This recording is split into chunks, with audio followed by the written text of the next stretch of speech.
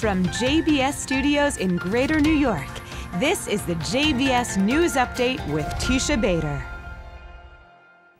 I'm Teisha Bader with the JBS News Update for Tuesday, October the 16th, 2018. A delegation of Egyptian officials arrived in Gaza today, reportedly to make arrangements for Egyptian intelligence chief Abbas Kamel to meet with Hamas officials there on Thursday. The meeting will reportedly deal with reconciliation efforts between the terror group who rules Gaza and rival party of the Palestinian Authority, Fatah, who controls the Palestinians in the West Bank, as well as discuss a possible ceasefire between Hamas in Gaza and Israel. And responding to reports in Palestinian media that the yet-to-be-unveiled U.S. peace plan seeks to separate the Palestinians of Gaza and the West Bank, U.S. Representative for International Negotiations Jason Greenblatt told Ynet today that the opposite was true. Greenblatt said about those reports, in contrast, our peace plan intends to bring them together. Make no mistake, he said, we are in this to help all Palestinians in both the West Bank and Gaza. He said the disinformation does nothing to benefit ordinary Palestinian lives. Israel's Defense Minister Avigdor Lieberman is urging his fellow ministers to take action in Gaza, saying that the ongoing violence at the Gaza border fence with Israel, which continued today, is unacceptable. Lieberman said a large-scale military campaign against Hamas would give Israel 4 to 5 years of calm along the Gaza border.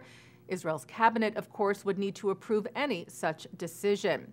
And at the Gaza fence today, violent riots included more incendiary devices being sent over the fence into southern Israel, sparking a number of fires. And an Israeli aircraft fired at a launching post in Gaza today. Meanwhile, new data released by the Jewish National Fund said that half of the forested land near the Gaza Strip has been burned in the last 6 months as a result of these arson kites and balloons. IDF Chief of Staff Lieutenant General Gadi Eisenkot is in the United States this week at the invitation of his American counterpart, Chairman of the Joint Chiefs of Staff General Joseph Dunford. They are attending the Chiefs of Defense Conference, which this year will discuss ways of operating against violent radical organizations. Well, Iran said today that it has extended the range of its land-to-sea ballistic missiles to 435 miles. This according to a report from Reuters citing a senior Iranian military official. Iran claims its missile program is defensive, but citing a report from the Fars news agency, the head of the Revolutionary Guard's Airspace Division, Amirali Hajizadeh, suggested that the missiles could hit ships in the Straits of Hormuz in the Gulf, disrupting oil shipments if the U.S. tries to block its oil exports. Well, a Palestinian baby who received a heart transplant from a Jewish child is in critical condition, fighting for his life today. Musa is the first Palestinian baby to receive a heart transplant from a Jewish child. The Jewish infant was a year old. He died from a chronic disease last week. The Palestinian Authority does not have an organ donor program or organ waiting list.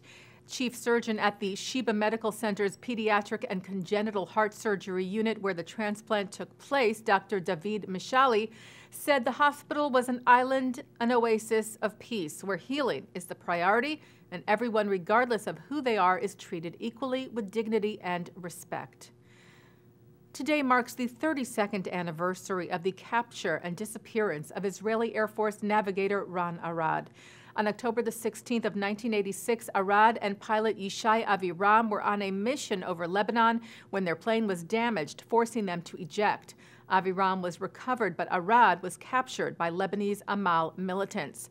Letters and photos from Arad were received in the first 2 years after his capture, the last one in May of 1988. Various reports over the years claim that he is likely dead, though hope remains. The Air Force today shared previously unpublished photos of Arad during his military service, writing on Facebook, "The yearning has no limit."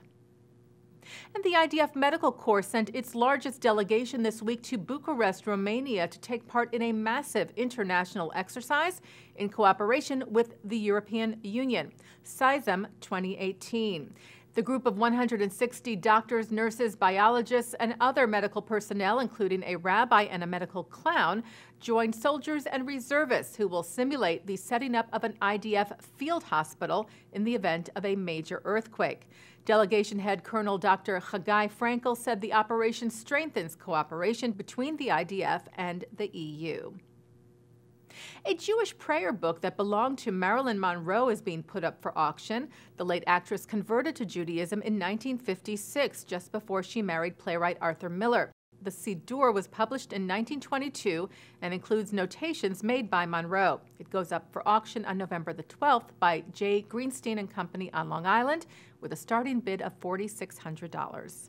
Taking a look now at our programming for tonight on JBS for Tuesday, October the 16th at 7 o'clock. Author-journalist Yossi Klein Halevi of the Shalom Hartman Institute talks about civil rights. At 8 from the Hartman Institute, Yale professor Christine Hayes talks about the concept of derech eretz, respect for others, as it applies to civil discourse. At 9, Mark Golub sits down with Avi Goldwasser to discuss his film Hate Spaces, The Politics of Intolerance on Campus. At 10, we hear from Israeli culinary journalist, food critic, and television personality Gil Chovav. And coming up right after this newscast tonight at 6:30, Harvard Law Professor Emeritus Alan Dershowitz goes one-on-one. And that's the JBS News Update for Tuesday, October the 16th, 2018. I'm Teisha Bader.